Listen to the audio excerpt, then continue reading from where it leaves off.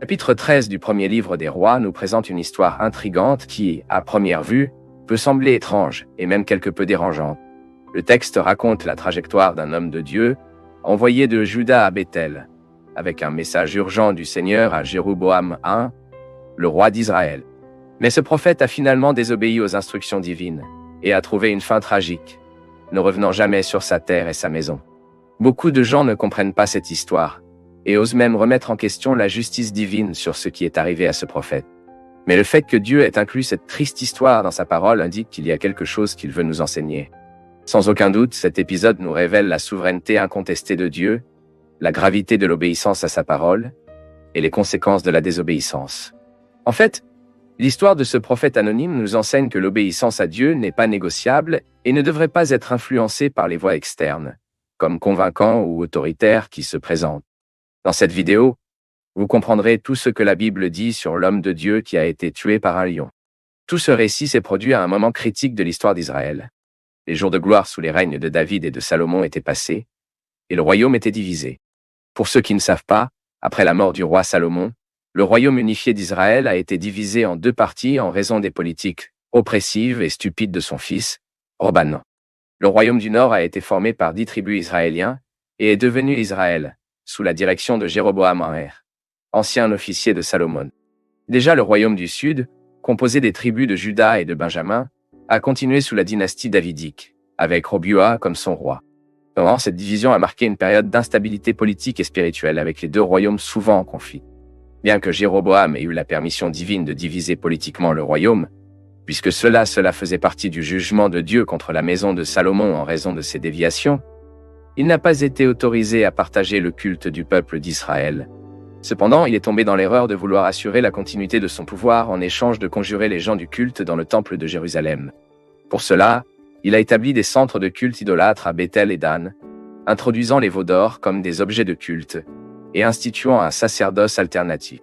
Ces actions ont non seulement détourné le peuple d'Israël du véritable culte au Seigneur, comme établi dans la loi mosaïque, mais a également représenté un rejet direct à la souveraineté de Dieu et à son choix de Jérusalem comme lieu de son habitation spéciale à l'époque. Ensuite, cet acte de Jéroboam pour instituer un culte parallèle d'Israël était illicite et méritait le jugement divin. Béthel, l'endroit où l'homme de Dieu a été envoyé à la prophétie contre l'autel idolâtre, est assez significatif sur les pages bibliques. Votre nom signifie à la maison Dieu. Et c'est là que Jacob avait sa vision des anges qui montaient et descendaient un escalier qui a atteint le ciel. Une réunion qui a marqué Béthel comme un lieu de révélation divine. Le choix de Jéroboam pour Béthel en tant que centre de culte idolâtre était donc non seulement stratégique, mais aussi profondément ironique, transformant un endroit où le Seigneur avait révélé aux patriarches de la nation en un scénario de rébellion et une apostasie. La mission de l'homme de Dieu Béthel s'est produite exactement dans ce contexte de mépris et de défi à l'autorité divine. Il a été envoyé à la prophétie contre l'autel de Béthel et condamné l'idolâtrie et la rébellion de Jéroboam. Mais à la fin, sa propre vie est finalement devenue un symbole d'urgence d'entendre l'appel, la fidélité et la sainteté de Dieu. Le prophète envoyé sur cette mission était un serviteur anonyme de Dieu. Son nom n'apparaît nulle part dans les Écritures. Et toute tentative de l'identifier est inutile. Mais ce n'est pas important.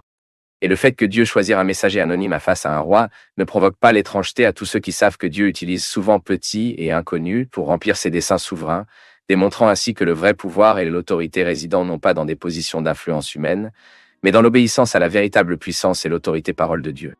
À son arrivée à Béthel, l'homme de Dieu non seulement prophétisait contre l'autel idolâtre construit par Jéroboam, mais a également annoncé un signe immédiat de sa vérité. Il a dit que l'autel serait craqué et que les cendres qui étaient sur lui seraient renversées. Cet acte symbolique était plus qu'un jugement contre l'idolâtrie pratiquée, mais aussi une déclaration prophétique du déclin spirituel et politique inévitable d'Israël sous la direction de Jéroboam. Alors que l'homme de Dieu a prophétisé contre l'autel de Béthel, un autre événement extraordinaire s'est produit. Le roi Jéroboam, confronté à la condamnation audacieuse de son autel idolâtre, a tendu la main contre l'homme de Dieu, peut-être dans un geste de menace ou de commande de l'arrêter. Cet acte d'agression contre le prophète n'est pas passé inaperçu aux yeux du Seigneur. Immédiatement et surnaturellement, la Bible dit que la main que Jéroboam s'est étendue s'est séchée, et il est devenu incapable de la déplacer. Ce signe miraculeux a servi de manifestation tangible de la puissance de Dieu et d'un avertissement contre ceux qui s'opposent à leur volonté et à leurs messagers. Cet incident a réaffirmé l'autorité de l'homme de Dieu et la vérité de son message. Il a également démontré la miséricorde et la souveraineté de Dieu pour protéger ses serviteurs. Puis Jéroboam, humilié et effrayé, a demandé au prophète de prier le Seigneur de restaurer sa main. Et Dieu, a entendu cette pétition. Bien que Dieu n'ait pas à le blâmer pour innocent, la Bible dit qu'il est en retard. En fait, Dieu montre souvent la miséricorde même à ceux qui s'opposent à lui. Et c'est sans aucun doute un appel au repentir. Dans le message livré pour l'homme de Dieu au roi d'Israël, il y avait aussi une prophétie très impressionnante sur un événement futur qui aurait lieu 3 siècles plus tard. Il a prophétisé l'émergence d'un roi nommé Josia qui serait né dans la maison de David. Ce roi, contrairement à Jéroboam et à beaucoup de ceux qui l'ont suivi, ferait ce qui était juste aux yeux du Seigneur. Il détruirait les autels idolâtres et accomplirait la parole de Dieu, attaquant sa propre idolâtrie que Jéroboam avait établie. La spécificité de cette prophétie est vraiment extraordinaire. Le roi Josia a été annoncé environ 300 ans avant son règne. Cela met en évidence l'omniscience de Dieu et sa souveraineté sur l'histoire humaine. Et l'accomplissement de cette prophétie est un puissant témoignage de la fidélité de Dieu à sa parole et son plan de rédempteur qui se déroule à travers les générations. La mission de ce prophète a été réalisée avec succès, mais malheureusement, il n'a pas regardé. Dieu lui avait demandé de ne pas manger de pain, de ne pas boire d'eau et de ne pas revenir pour aider de la même manière qu'il avait voyagé pour aller à Bethel. Au début, l'homme de Dieu était disposé à suivre ses ordres. Le roi Jéroboam a même invité le prophète à aller au palais pour qu'il puisse se présenter. Mais le prophète a refusé avec véhémence l'hospitalité du roi. Cet ordre, de sorte que le prophète n'accepterait l'hospitalité de personne à Bethel, visait probablement à servir de signe de désapprobation de ce qui s'est passé en Israël. De plus, cet ordre représentait la séparation du serviteur de Dieu contre les influences corrompues et la communion avec ceux qui s'écartent du vrai culte. Cependant, la séquence d'événements qui suit la mission de l'homme de Dieu à Bethel est à la fois un avertissement et une leçon sur la fragilité de la fidélité humaine et la gravité de la désobéissance. La chute de l'homme de Dieu illustre douloureusement comment même les plus fidèles peuvent échouer dans son engagement envers le Seigneur, face aux erreurs et aux tentations. Quand je retournais déjà à Juda, après pour avoir prophétisé contre le culte idolâtre du roi Jéroboam, l'homme de Dieu a été trompé par un vieux prophète de Bethel. L'apparition de ce prophète âgé de Bethel marque un tournant de l'histoire. Le texte biblique décrit que cet homme a entendu parler des actions de l'homme de Dieu, et pour des raisons qui ne sont pas pleinement expliquées dans les Écritures, ont décidé de le ramener chez lui, contrairement aux instructions divines données à l'homme de Dieu. En d'autres termes, le prophète de Bethel a appris les restrictions divines qui ont été imposées au prophète de Juda et sont sortis le rencontrer pour le tromper.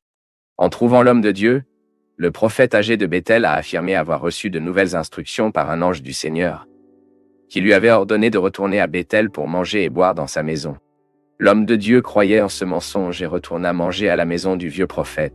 Ce moment a été crucial, car il a révélé la vulnérabilité de l'homme de Dieu à l'influence et à la tromperie. Même cette erreur provenant de quelqu'un qui semblait être un compagnon fidèle dans la foi. En désobéissant à l'ordonnance du Seigneur, le prophète de Juda a immédiatement reçu la condamnation du jugement divin, selon lequel il ne retournerait pas à Juda, et il serait enterré avec ses ancêtres. Peu de temps après, le prophète de Juda est retourné au chemin de sa maison à son âne, mais a été attaqué par un lion qui l'a tué. Le corps du prophète de Juda a été étendu sur le chemin. Fait intéressant, le lion n'a pas dévoré le prophète ou son âne. Au lieu de cela, le lion se tenait là, à côté du corps de l'homme de Dieu et à côté de son âne. Ce détail souligne la nature surnaturelle du jugement qui est tombé sur cet homme. Autrement dit, ce n'était pas seulement une coïncidence, ou le simple malheur d'un voyageur qui est tombé sur un lion furieux à sa main. C'était le déversement du jugement divin, et a servi de témoignage à tous ceux qui ont réussi par la gravité du détour. De les commandements du Seigneur. Quand l'ancien prophète de Bethel il a appris ce qui était arrivé à l'homme de Dieu de Juda, il a cherché à chercher son corps pour l'enterrer. De toute évidence, l'ancien prophète de Bethel a compris que le fait que le lion ne dévorait pas le corps de Dieu, l'homme était un signe. Ainsi, il a pris le corps du prophète de Juda à Bethel et l'a enterré là-bas, remplissant le jugement de Dieu, selon lequel il ne serait pas enterré avec ses ancêtres. Cependant, Le vieux prophète de Béthel a reconnu que cet homme avait effectivement prophétisé Dieu, bien qu'il ait désobéi au Seigneur. Il a réalisé que tout ce que l'homme de Dieu avait parlé serait accompli. Et il a demandé à ses enfants que lorsque le moment venait de sa mort, il l'enterre ensuite dans le même tombeau dans lequel l'homme de Dieu a été placé. Le dossier biblique se termine sans répondre à de nombreuses questions qui peuvent survenir dans l'esprit des lecteurs. Le texte n'explique pas exactement pourquoi Dieu a permis au prophète de Juda. Il a agi avec une erreur, n'a pas non plus reçu le jugement d'urgence du Seigneur. Il y a des choses que la Bible explique et il y en a d'autres qui indiquent simplement, sans se soucier de répondre à notre pourquoi. Après tout, Dieu est souverain et ne devrait satisfaire aucun de nous. Certaines personnes essaient de remettre en question la justice divine dans cet épisode, mais qui est l'homme avec son modèle de justice corrompu, pour vouloir mesurer celui qui est le juge de toute la terre? Ici, nous devons nous concentrer sur ce qui est vraiment important, et il est clair dans le texte. Par exemple, la mort de l'homme de Dieu n'a pas annulé la vérité de son message. Au contraire, il a servi de témoignage encore plus fort de la gravité de l'obéissance à Dieu. De plus, le consentement de l'homme de Dieu à suivre le prophète âgé et à manger dans sa maison reflète une profonde vérité sur la nature humaine, la propension que nous devons à la désobéissance. La nature humaine est comme un objet que je pense, enclin à la tromperie et à la rébellion contre le Seigneur. Et cette désobéissance de l'homme de Dieu était plus qu'un acte d'échec momentané. C'était également la preuve que le cœur de l'homme est trompeur et a besoin d'une vigilance spirituelle constante. La mort de ce prophète à travers un lion peut même choquer de nombreux lecteurs de la Bible, mais il est indéniable que cette histoire nous amène à réfléchir à notre propre vulnérabilité, aux tentations et à l'importance de l'obéissance inconditionnelle à Dieu. Le fait que l'homme de Dieu, malgré sa foi initiale et son obéissance, est tombé face à la tentation nous rappelle que quel que soit notre statut ou nos expériences de foi précédentes, nous sommes susceptibles d'erreurs et nécessitons une dépendance continue envers le Seigneur, à travers le Seigneur, à travers le Seigneur, à travers le Seigneur, à travers le Seigneur, à travers le Seigneur, à travers le Seigneur, à travers le Seigneur, le Saint-Esprit, pour discerner la vérité et résister à la tromperie. La Bible ne cache pas les erreurs et les échecs de vos héros. Notre Seigneur Jésus-Christ est le seul sur lequel les Écritures témoignent qu'il n'y a jamais eu d'erreur en lui. Tous les autres noms cités dans la Bible étaient faillibles. Et ici, c'est bien la recommandation de l'apôtre Paul à croyants de Corinthe. Celui qui pense est debout, veillez à ce qu'il ne tombe pas. Mais dans tout cela, nous pouvons encore voir la miséricorde de Dieu. L'histoire du prophète de Juda nous montre que bien que nous puissions faire face à des échecs et à des chutes, le but et la parole de Dieu restent inoubliables et atteindront toujours leur pleine réalisation. Dieu, dans sa souveraineté, peut permettre à ses serviteurs de faire face à de graves conséquences sur la désobéissance, même si nous avons du mal à comprendre ces choses. Cependant, il est également miséricordieux, comme on le voit dans la préservation du corps du prophète, de la manière dont l'homme a été enterré à Béthel étant reconnu comme un serviteur légitime du Seigneur, et dans sa dernière prophétie, accomplie par Israël. Par conséquent, même dans les jugements de Dieu, il y a un but et une providence. La vérité est que nous sommes toujours à l'époque où le jugement divin se manifeste par la miséricorde. Ainsi, même lorsque nous sommes confrontés aux conséquences de nos actions, Dieu est en contrôle, et la miséricorde est toujours présente, nous invitant à le repentir et à la restauration. De plus, nous vivons dans un monde plein de voix contradictoires et de messages trompeurs. L'histoire nous apprend l'importance de connaître la parole de Dieu, de rechercher son orientation dans la prière, et de tester toute chose à la lumière de sa vérité. La fidélité à la parole de Dieu et l'engagement envers sa volonté doivent être la marque de notre vie chrétienne, nous protégeant des erreurs qui cherchent à nous esquiver du chemin de la justice. Et ici, il y a un avertissement urgent pour nous. Réaliser que l'homme de Dieu de Juda a été trompé par un prophète expérimenté qui prétendait avoir reçu un ordre de Dieu par un ange.